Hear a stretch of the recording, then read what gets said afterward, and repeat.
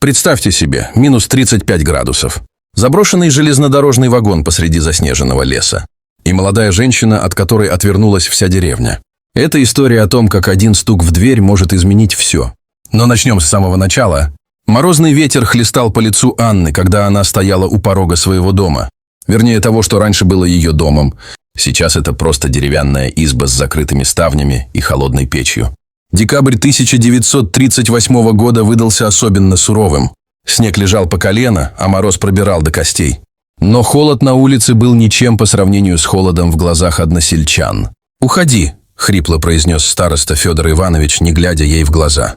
«К завтрашнему утру, чтобы тебя здесь не было». Анне было всего 22 года. Голубые глаза, обрамленные темными ресницами, сейчас были полны слез.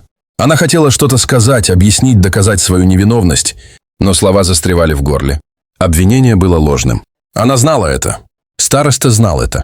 Вся деревня, возможно, догадывалась об этом.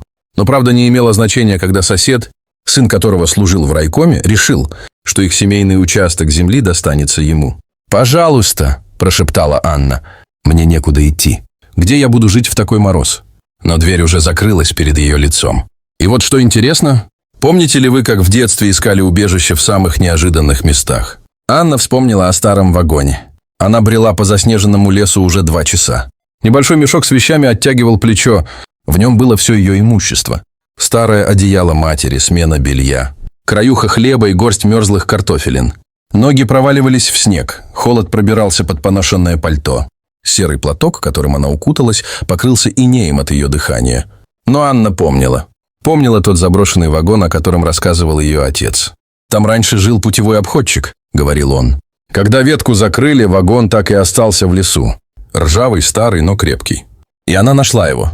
Вагон стоял на заросшем пути, словно застывший во времени. Рыжая от ржавчины обшивка, заиндевевшие окна, покосившиеся ступени. Но это было укрытие. Это было лучше, чем замерзнуть в лесу. Анна с трудом открыла дверь. Внутри было темно и холодно, но ветер не задувал. Она опустилась на пол, прислонилась спиной к стене и впервые за этот день позволила себе заплакать.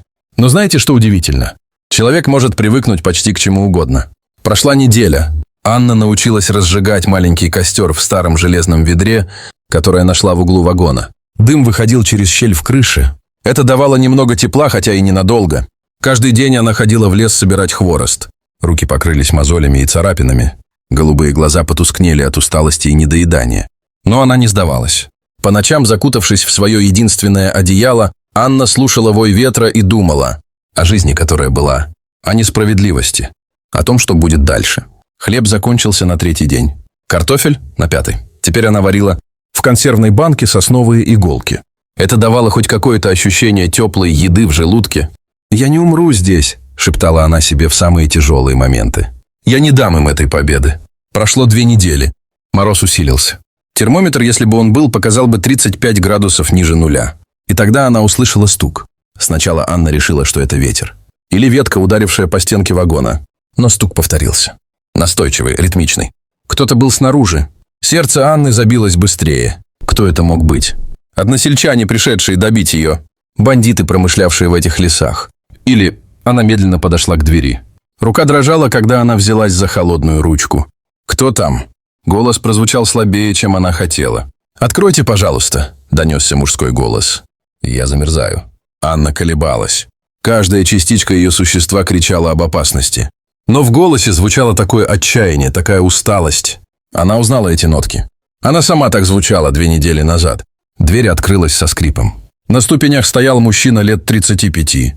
Высокий, худой, в рваном пальто. Лицо обветренное, щеки впали, но глаза... В его карих глазах была та же боль, что и в ее собственных. «Простите», – выдохнул он. «Я видел дым. Я не знал, что здесь кто-то живет. Я просто... Мне нужно согреться. Хотя бы час». И что же она могла сделать? Она отступила в сторону, пропуская его внутрь. Его звали Михаил. Он был учителем из соседнего района. Или был им, пока не попал под раскулачивание по доносу завистливого коллеги. Они сидели у маленького костра. И впервые за 2 недели Анна не чувствовала себя такой одинокой. «Я шел 3 дня», – рассказывал Михаил, протягивая замерзшие руки к огню. «У брата в Вятке должно быть безопаснее. Если я доберусь». «Вятка – это далеко», – тихо сказала Анна. «Знаю, но что еще остается?» Они помолчали. Костер потрескивал, бросая неровные тени на стены вагона. «А вы?» – спросил Михаил. «Как вы здесь оказались?» И Анна рассказала. Про ложное обвинение, про землю, про то, как целая деревня отвернулась от нее за одну ночь. Слова лились, как будто прорвало плотину. Она не плакала, слез уже не было. Но боль в голосе была осязаемой. Михаил слушал молча. А когда она закончила, сказал: «Вы очень сильная». Анна усмехнулась. «Сильная? Я живу в ржавом вагоне и ем сосновые иголки». И именно, его голос был серьезным. Другие бы сдались, а вы боретесь. Но настоящий поворот произошел на следующее утро. Михаил собирался уходить. Он поблагодарил Анну за ночлег, завязал свой мешок и направился к двери. Но там остановился. «Поезжайте со мной», — сказал он, не оборачиваясь. Анна замерла. «Что?» «В Вятку. Поезжайте со мной. Здесь вы не выживете до весны. Мы оба это знаем. Но я вас совсем не знаю». Михаил обернулся. В его глазах было что-то новое. Решимость, надежда. «Я тоже вас не знаю. Но я знаю, что значит быть изгоем. Я знаю, как это, когда весь мир против тебя. И я знаю, что в одиночку нам обоим конец. А вместе у нас есть шанс». Анна смотрела на него. На этого незнакомца, который появился из метели. На человека, который видел в ней не обузу, а союзника. «У меня почти ничего нет», – прошептала она. «У меня тоже. Но у нас есть воля жить. Это немало». Они ушли на рассвете. Двое изгоев против зимы, против системы, против судьбы. Путь был долгим. Они шли через заснеженные леса, ночевали в стогах сена, просили милостыню в деревнях. Иногда им помогали. Чаще прогоняли. Но они шли дальше. Михаил учил Анну читать карты. Анна делилась с ним последними крошками хлеба. Они говорили о будущем, которое казалось таким далеким и нереальным. О доме, который когда-нибудь будет. О детях, которые не узнают, что такое изгнание.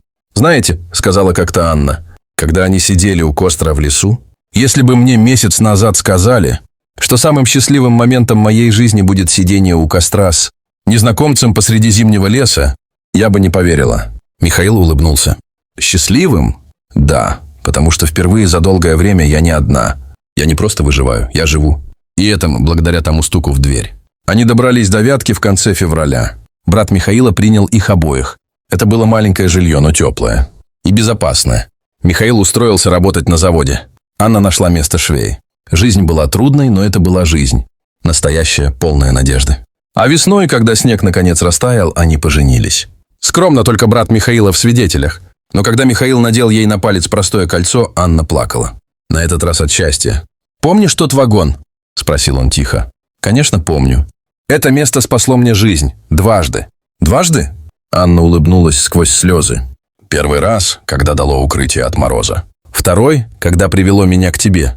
Иногда самые темные моменты нашей жизни ведут нас к самому светлому будущему. Изгнание из деревни казалось концом. Но это было начало.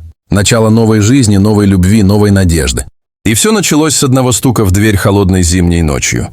Эта история напоминает нам, даже когда весь мир отворачивается от нас, один протянутый рукой человек может изменить все.